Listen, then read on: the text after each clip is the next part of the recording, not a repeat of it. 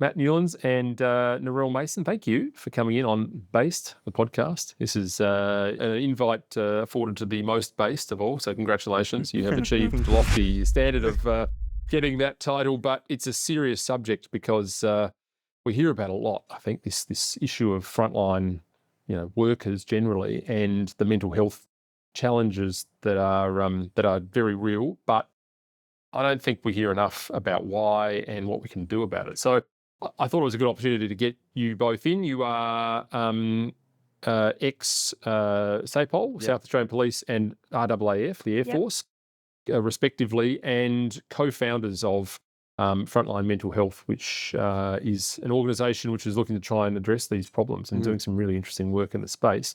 Let's start with the top. How bad is this problem? Yeah, big question. I think it's probably the best approach is just to say that it is bad and it's national. It's not just any one first responder agency that we need to look at. We're under the microscope. There's challenges and it's complex. It's a lot of complex challenges and reasons for it. But yeah, I think we're fair to say that there's a recruitment and retention significant issue.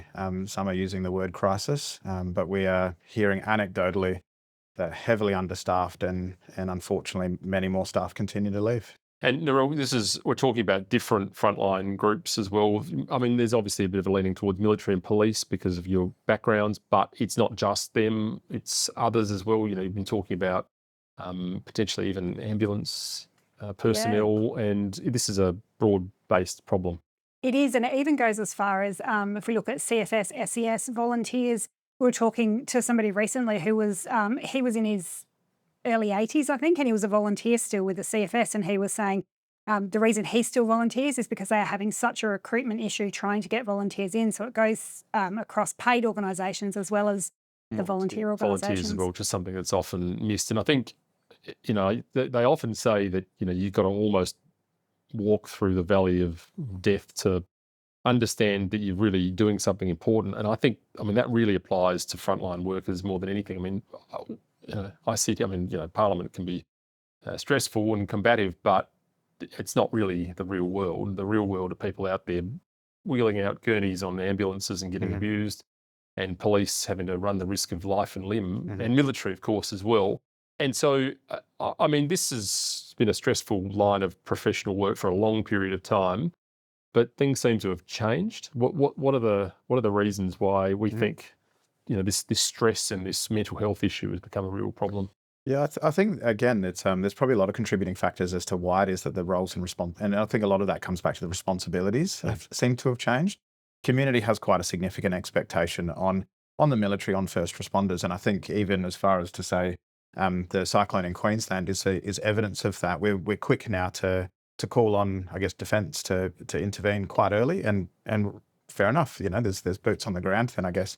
But the role itself, if you think about things like COVID, as we experienced through 2020 for a couple of years, expectations on a number of the first responder agencies in particular started to be a little bit more nuanced. The expectations, longer shifts, there was more requirements, more demands, and the nature of the work as well was now quite varied to potentially what they had initially signed up for. So we're noticing now there starts to be quite a significant responsibility change that's occurring, and not necessarily all the support and resources to go around that.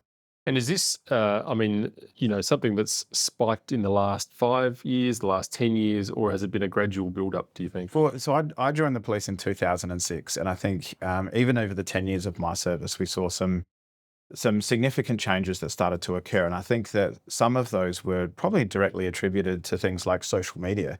And I think the community's input into the expectations of first responders, and at times certainly the military as well, because people were taking things out of context. They were starting to weigh in with their opinions.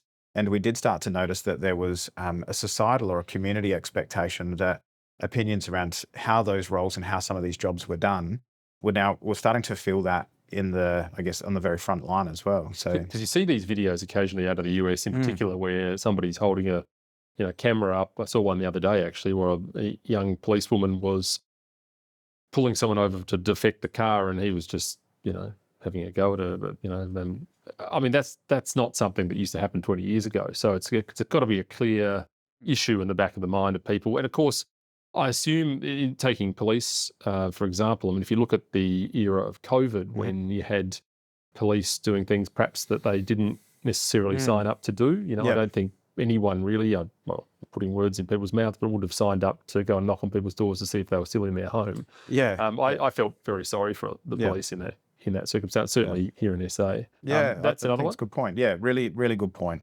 And I think there's a couple of layers to even just the COVID. I remember I wasn't in the police at the time, but I was down the beach and we were with a couple of friends and we were just doing an outdoor sort of boot camp session, and a member of public had called the police on us because they had suspected that we were actually in a gathering that was much larger than just the 3 or 4 of us at the time. They thought we were with another group. So speaking to the police, who had then been tasked to come down and talk to us and almost tell us not to associate with people that, as it turned out, we weren't associating with anyway. But I think even just noticing those expectations, it was fatiguing for them. It was quite obvious. This was later in the piece.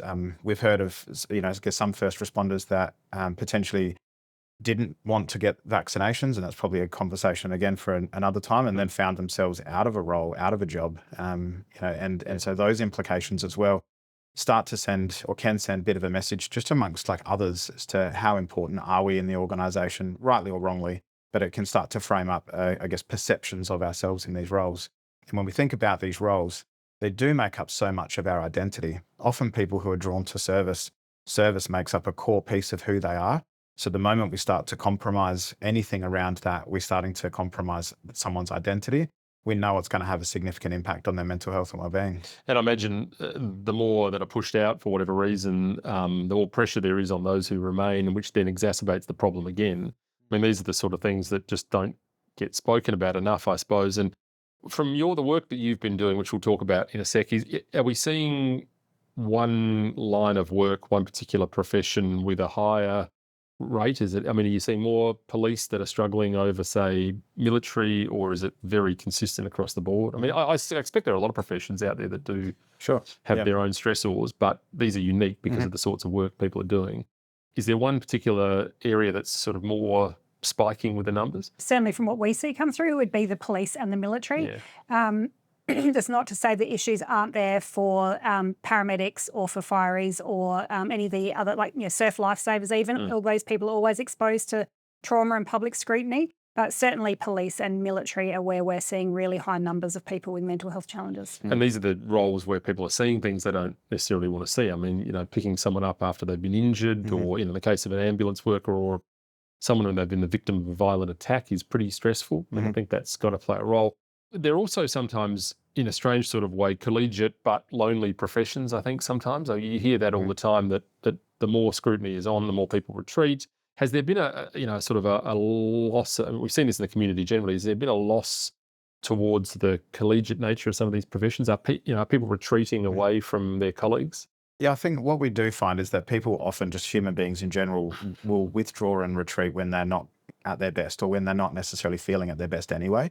So when we think about, I guess, the military and first responder space, what we do find is that there is a high expectation on them, whether that's self-imposed or community imposed, to be at their best all of the time. So the moment that they're starting to feel like they aren't necessarily performing, they're not feeling that great, we do start to notice that they retreat and withdraw. I think generally speaking, a lot of these roles, because like you touched on, because of the nature of the role itself, it's hard for other people to understand the nature of the work that we do. So you overlay that with maybe shift work, or in the military's case, deployments or various postings. Often we're drawn to almost isolate into those communities. So police will generally hang out with police, military will often hang out with military, and so on, which then does further that disconnect as well from, I guess, the broader population.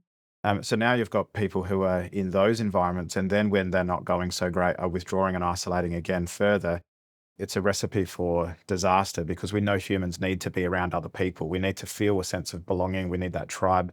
Humans are a pack animal. So when we start to find ourselves either feeling as though we're excluded, or we are excluding ourselves intentionally, that only has a detrimental impact. And I guess, from the outside, I would always have thought that there were lots of programs that were treating and helping, through the various.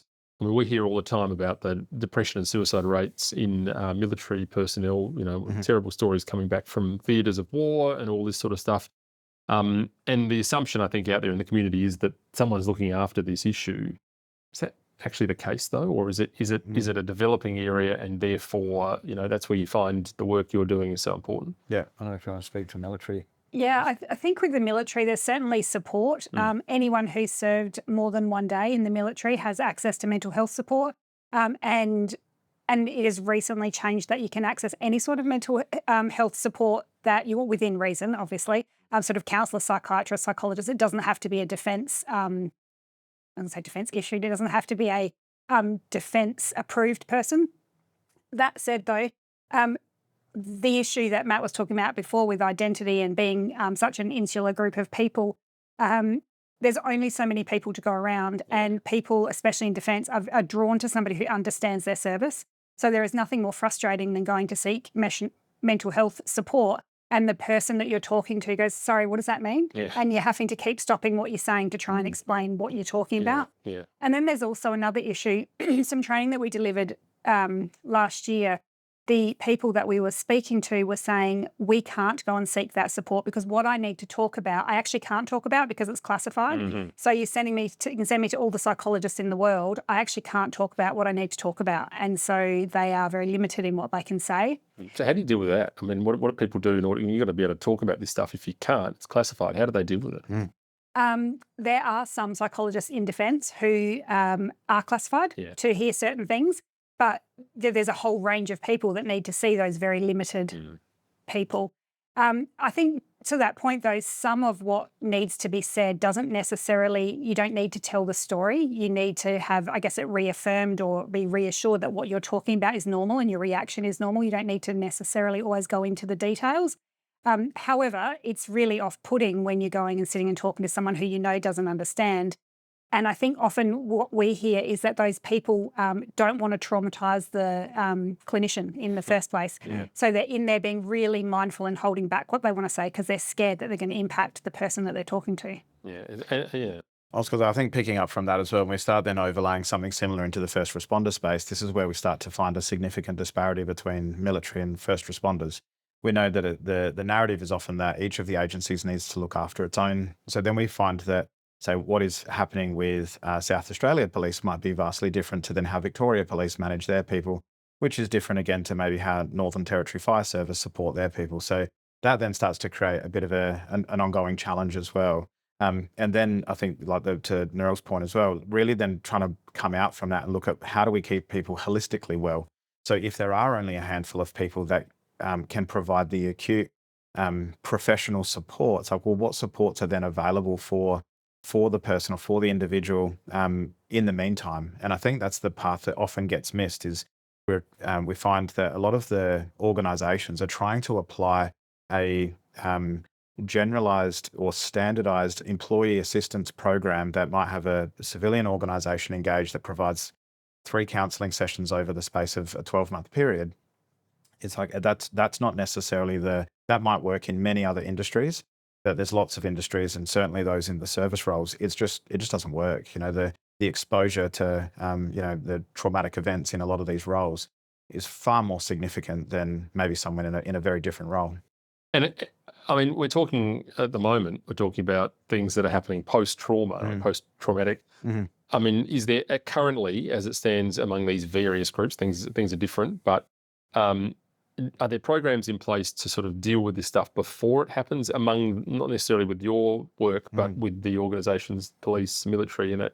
I mean, do they, it's that old thing, isn't it, when you're in a line of work where someone wants to take you away for training and you're like, I've got things to do, I don't want to have to deal with this. Yeah. And then, of course, you realise the importance of it later on. Sure. But is that being done at the moment, or is it just we'll treat a problem when it happens? It certainly seems to be more we'll treat a problem when it happens. I think you're right. There's historically been the mandatory training, whether they're online videos that, people just click and play and then go off and make a coffee and come back and print their certificate off. And then it's only later on when they realise that training might have actually been quite useful.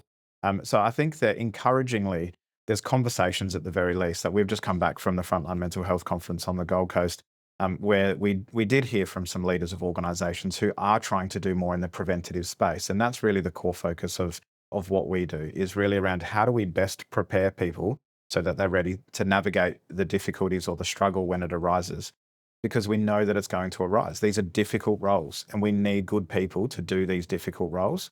But we also need to ensure that they have the most appropriate education, the wellbeing practices, so that they're best armed, that when struggle arises, they know the things that serve them best and they're able to walk through it. So I think in the 10 years that I did frontline policing, I can't recall a time where we didn't do adequate preparation before we went and, say, executed a warrant on a house or went into a particular tasking. We always seek to gather as much information as we possibly can so that we're not making decisions when it's very raw and very real. It seems, though, that when it comes to the mental health of our first responders in the military, what we're expecting them to do and how they support the community is vastly different to how we're supporting them. So why would we not want to best educate? Why are we not having like robust infrastructure at academy level? When people are first coming through, building cultures of, it's safe to talk about these things, and here's some really healthy and holistic wellbeing practice. And it's okay to say that job that I went to was difficult and I'm struggling, or I'm not sleeping properly, or I've noticed an uptake of alcohol. A lot of these things are often done on reflection when someone is right in the midst of it, and now they've engaged maybe their 3 to 6 sessions with a counsellor or psychologist, and they've spent half of those sessions trying to teach the psychologist or counsellor what it's like to be in those roles rather than addressing the issue. So how do you do it then? I mean, in terms of looking forward and preparing people for that, like how do you physically do that? I mean, it's the $1 million question, isn't it? Because getting people's attention and trying to show them strategies for the future, but like, what does it look like? Yeah, well, I think one of the programs that we recently went and looked at was over in the States. We looked at the Boulder Crest Foundation, and we looked at that foundation because it had years of evidence behind it working in the preventative space. And I guess the foundations of the program there were really around this model of post-traumatic growth. They're not hiding from the fact that these roles are difficult.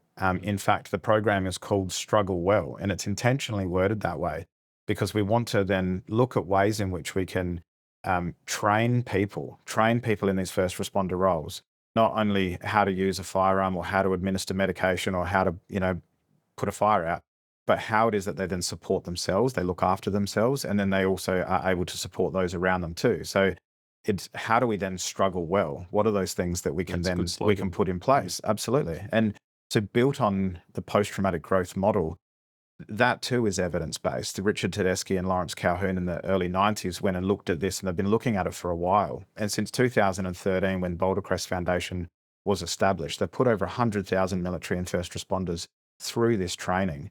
And it was an opportunity for us recently to go and to learn, as to look at this program, see what the model looks like.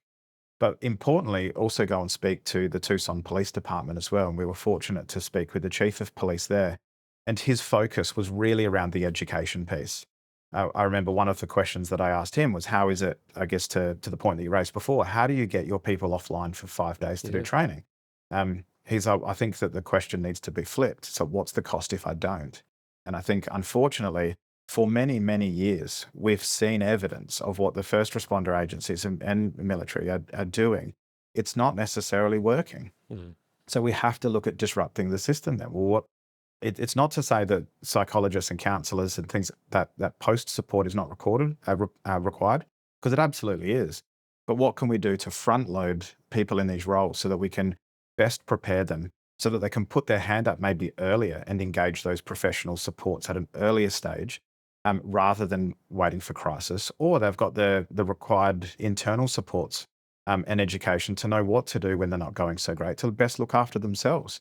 We then have long, sustainable careers in these roles. And I really resonated with Josh Goldberg, the CEO of Boulder Crest Foundation, when he's adamant to say that the sacrifice of service should not be the members' well-being and their relationship with their family. Yeah, it's really true. And it's awful to think about it in terms of dollars and cents or productivity, but that's the reality, isn't it? I mean, if people are leaving, or if they are taking time off through stress, or if you're having to retrain new recruits in whatever field it is, there is a cost associated with that. And, I think it's quite reasonable to think that there would be a need for a little bit of downtime. 5 days would sound like a long time. So in that particular program, this is out of the United States, Boulder Crest, they would go to a police department and would they train the entire the entire force, the new cadets as they come in, the 5 days and sit them down and really try and what are the results they're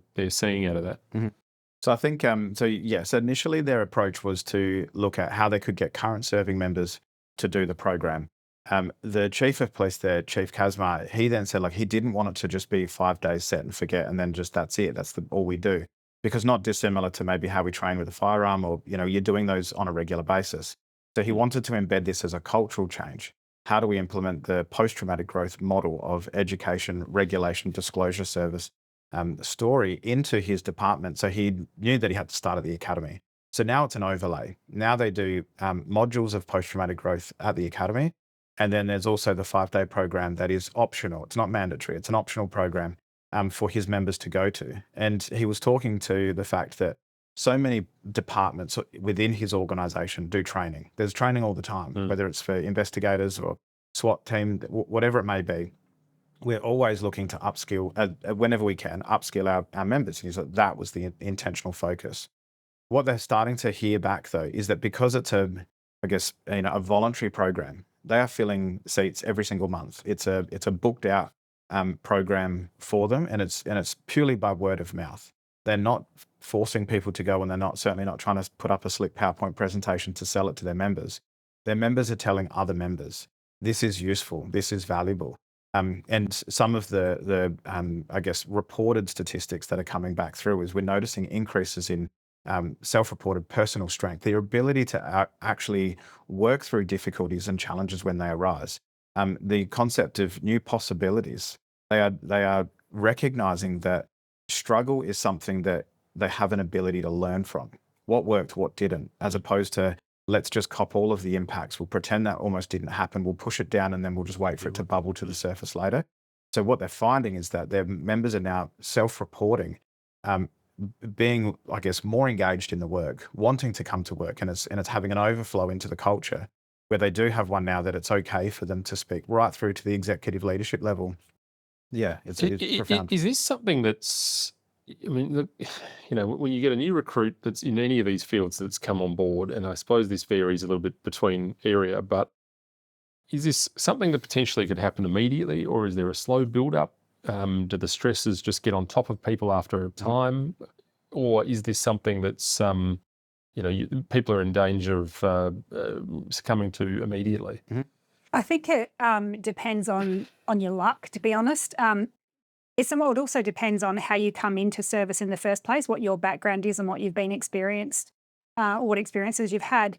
But also it can depend, if you think about police, one of the people that I'm counselling, for example, I spoke to this person the other week, and they were 12 months into the job and had some significant issues, been to some jobs that most people wouldn't go into in their whole career, they wouldn't come across, and they sort of had 3 in a week. And so I think when I say luck, it's I think it depends on what is happening, and also your resilience coming in. And resilience is a word that we don't like using in defence and first responder communities, because it's been really overused, and it often gets used to push the responsibility back onto a person. If somebody's not doing so well and they do speak up, a lot of organisations, unfortunately, will just go, "Oh, just be more resilient and just fix it, just be better, do better."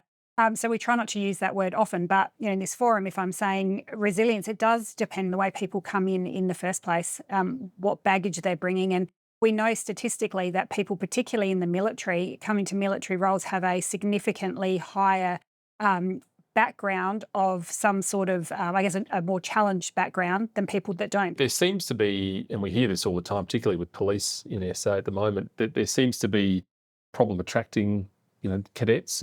And I think the same with nurses as well in some cases. But what's the issue, do you think, in terms of getting people to actually jump on board? Are they aware of the fact that they could, go off and not have all the stress in a different line of work, or are they hearing it from other people, or are there just barriers to them? Well, I think the recruitment challenges are quite complex and layered. We've got all sorts of things to consider. One, I think, we've touched on it, the public scrutiny. I think that, people in first responder roles, there needs to be a high level of accountability in these positions as well. But, it was only in the news the other week now, probably the other month, the ambulance member who was working on their own and pushed a member of public away because this person was posing as a threat to them.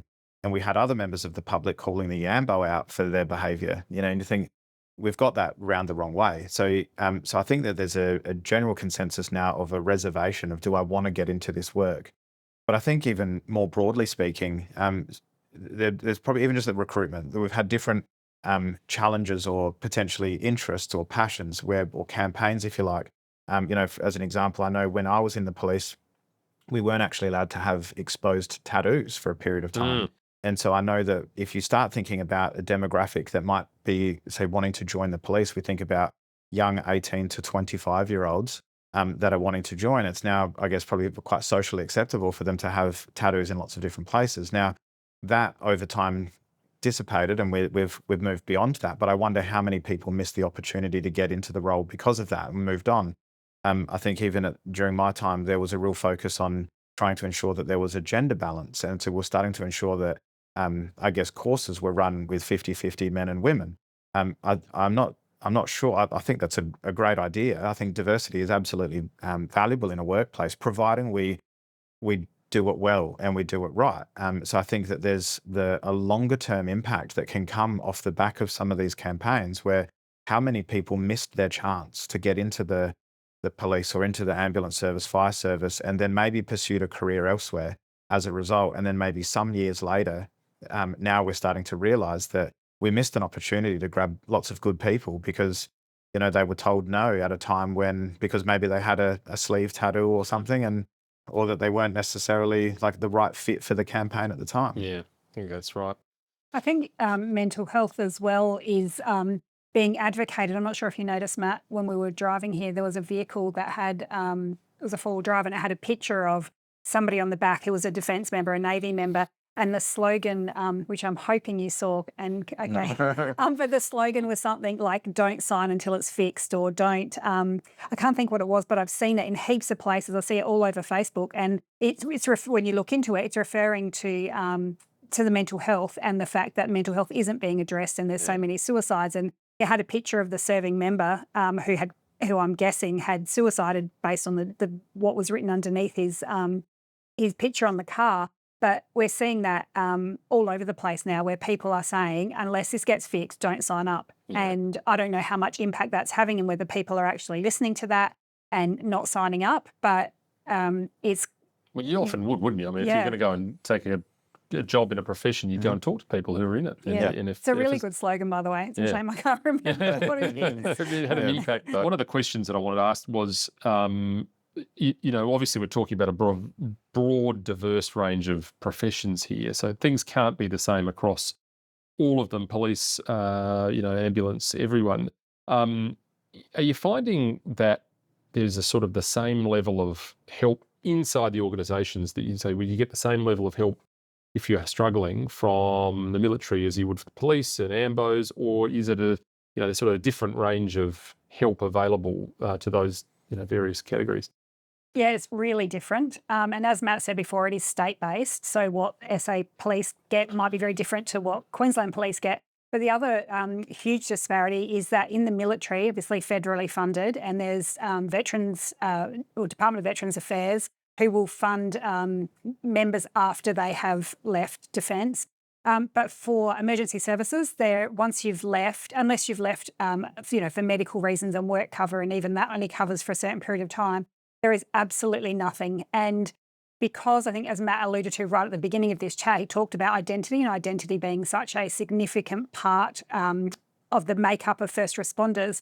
There's a lot of research that shows in the first 1 to 4 years after leaving a service, that's when there's a really high risk of suicide or various mental health challenges. But you don't realise that until after you get out. So you're out a couple of years on, there is nothing. So do you see that out of some of these professions whereby people leave, they say everything's fine, no problem, and then they start ruminating on things that happened, and then it sort of manifests later on? I mean, that's something that's real? Yeah, it absolutely is. And so both the impact of what they've seen as well as their identity being stripped, because they don't realise just quite how much of their role made up their identity. So now they're at this loss of, I don't know who I am. I now don't know, if you talk about defence for a minute, 1 minute I can just show my card to my ID and go on to base. and my whole life is with these people. The next day, I've left, my card has been taken, my ID has been taken away, and I actually can't even go to the coffee shop to meet up with my mates unless someone comes down, signs me in, and then takes me onto the base and then signs me back out when I leave. So that whole identity piece and who am I is a significant issue and causes a significant issue for military and first responders. But when first responders have left, and by the time they realise that, there is absolutely nothing to help them. Yeah, and we ask so much of these people, so much of their lives are given to this role that you can well understand the sort of the shock and when that's all taken away, or when people have moved on. It's just another layer of complexity to it all. It is clear that there are just a range of different factors that go into it, which is sort of goes back to the point about preparing people for it a bit, doesn't it? Otherwise, because you don't know. I mean, somebody might literally walk out on day one and see some horrific incident and then just be, damaged quite understandably by it. And it might take 10, 15 years. But, and are you seeing, in terms of the conversations you're having with the US police departments, I mean, there's mainly the Tucson Police Department that you've had most interaction with. They're seeing good results as a result. I mean, are they able to show it in terms of what they were like now, what they were like 20 years ago, 10 years ago, whatever it is? Yeah, they've actually put together like a pretty robust case study. And I think that's now been used for other law enforcement agencies and first responder agencies in the US. And it's certainly something that we're trying to now share as well here in Australia. Speaking to the chief over lunch, he's like, this is not going anywhere. This isn't a 3-year project with the intention of just getting everybody through and then we move on to the next thing. He's like, this is how we do things now. Yeah. And so that was a really interesting way of hearing how it is that he's looking to embed this type of preventative training into his workforce. And I think he wouldn't be doing that 4 years in now. And I think that purely just by the time frame in itself and the amount of time, money, and interest that they've invested into this, we're seeing things around the struggle well programs that are embedded at the police academy. And when we visited for our tour, we're taking photos of simple things. What are you grateful for today? It's a mindset. It's a way of being. The team there, the executive team that was showing us around, almost laughed when we took a photo because they said, we're sorry, like we're just used to seeing this. This is just how we do things now. And so having the chief of police open the program, that they were going into a 5-day course when we were there, he spent 45 minutes sharing with the 25 officers and administration staff that were in that course, sharing some of his own struggles and how it was that he worked through those struggles and the benefit of just having knowledge and then the ability to be able to implement some of those wellbeing practices into the way that he goes about his life. I think he's setting the bar right from the top down, and that sends a message. And it's also, as you say, being able to talk to someone that knows the game as well, knows the language, knows the lingo. Yep. I can remember that from many, many years ago when I was doing a different line of work in the law. I would go out and interview people about, whatever sort of matter we were doing, and they would immediately break into their lingo, in a factory or whatever it was. And you just can't keep up. And you could see the frustration building on them. They're like, you don't know what that means. So it's so important to have people who understand all of that, which brings me to the questions about, you both, and there are other co-founders, I think, as well. What was the sort of the rationale? What was it? Was it personal experience? Was it the need? Was it the stuff your colleagues were telling you in your various lines of work? Or was it just a sense of duty to community? What was all of that? All of the above, Yeah. I think, so Matt and I worked together at another organisation, and we worked with people who were already unwell. And sometimes it was really challenging to be talking to people who just had not even a base level understanding of mental health. And we're talking about people who were quite well educated, people who had been in their roles for a really long time. So I guess we started looking into that a little bit and going, what is out there in prevention for people? And essentially it was almost nothing. And that's still the case other than the work you're doing? There's some really standard courses that are generally not nuanced to emergency services or the military. Or there's like a 1-day workshop or a 1-day identity training or something that is not, you can't change people in 1 day. If you've had, just say, a cop, for example, who's been in the cops for 20 years, that's 20 years of, trauma and build-up and things that they've seen. And you come and do a 1-day training session, now you've got your head right, okay, off you go. It has to be a culture shift, and it has to be something that someone can do some training, go home, implement that, come back, learn a little bit more. do that training, come back, because you can't just expect that things can change after one day being told how to do it better. And that's the area we work in. We try and work in the prevention, but working in prevention with how do we help people apply this to their own lives, not just here's belt feed you some information and now off your trot.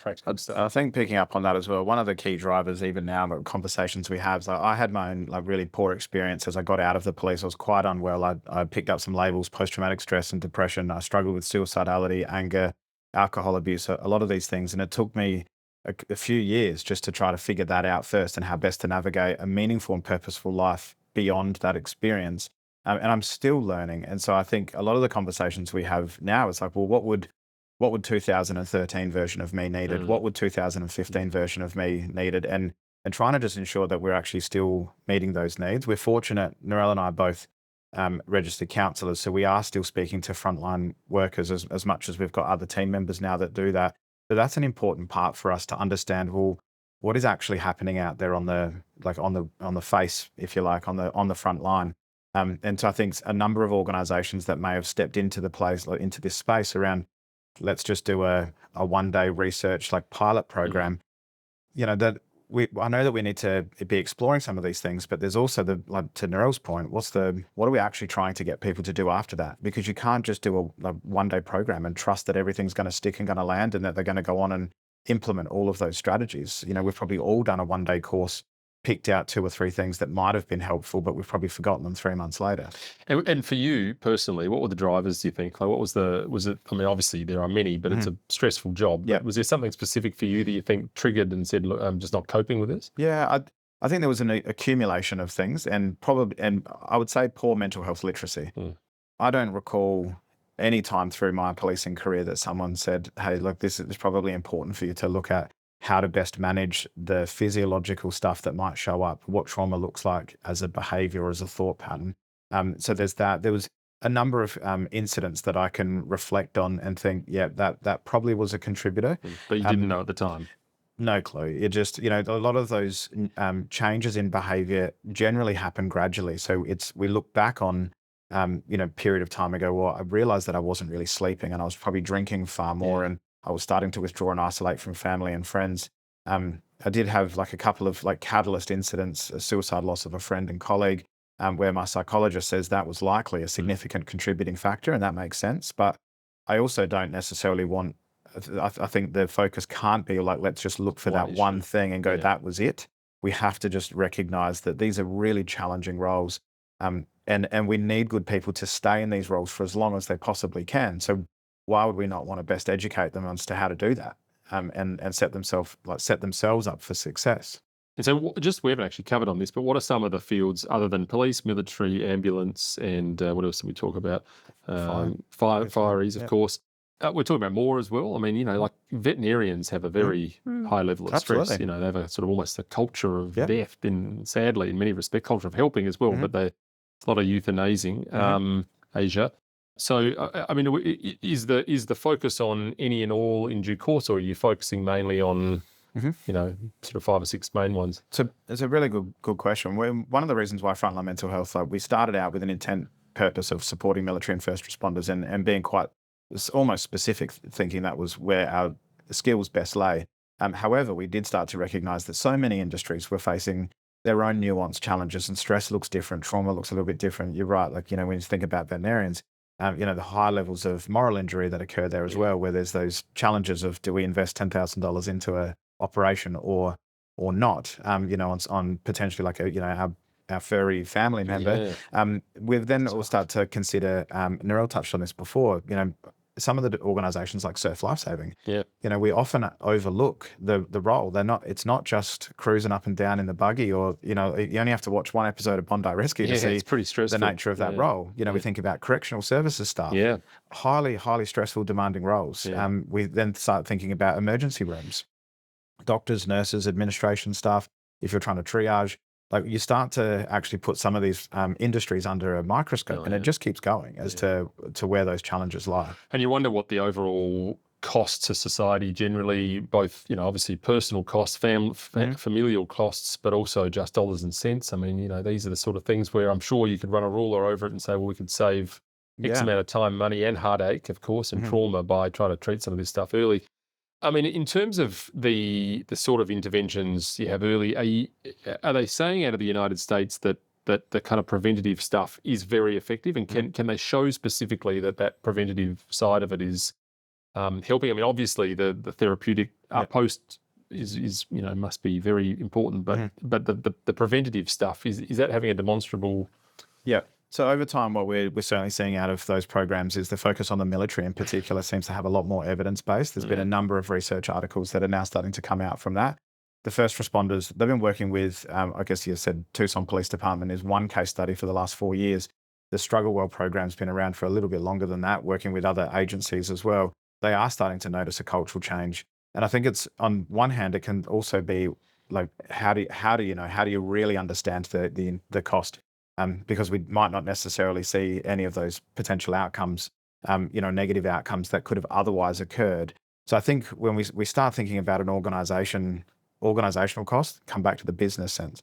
If someone takes 3 months off work, that's expensive. Yeah. Not only is it expensive for the person not to be there and producing their own, productivity, but also the cost of potentially managing their well-being at the time as well, and that responsibility that comes with it. We think of then, taking people offline for a period of time, whether it be 5 days for some training, to then potentially prevent that from occurring, or at least reducing that cost down. And that's notwithstanding the cost, as you say, on family. We know that there's like relationship breakdowns occur as a result of these internal and interpersonal stresses. That happens. We know that the first responder community is 2.5 times more likely to be diagnosed with mental illness. The cost of mental illness is significant, it's staggering. We know that first responders are 3 times as likely to have a plan for suicide. So even if we park the dollars for a bit, losing someone to suicide, has such an impact on the community, has such a ripple effect on their family, their friends, the broader first responder and military community as well. Like it's not lost on us if we hear of a New South Wales ambulance member who might take their life.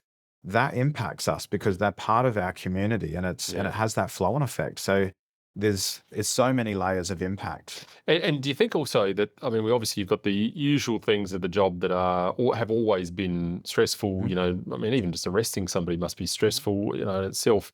But also we're living in a pretty stressful time at the moment, the cost of living crisis, and people concerned about the ways of the world. Are you seeing the rates of these problems increasing as a result of that, do you think, as well, rather than just the professional, overlaying on top of the professional side of it, just the general stress that's out there in the community, people struggling? Yeah.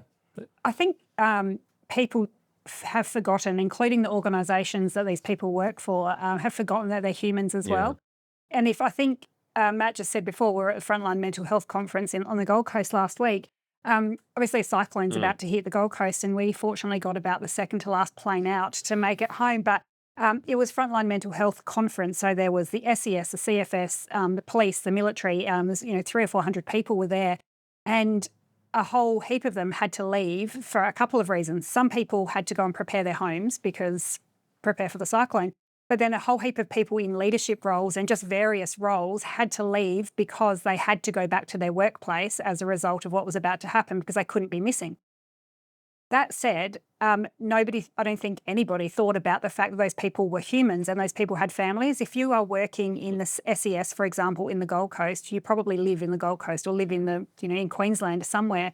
And we forget that while that person is out directing traffic, that person is out rescuing somebody, that person is out door knocking saying, get out, it's not safe to be here.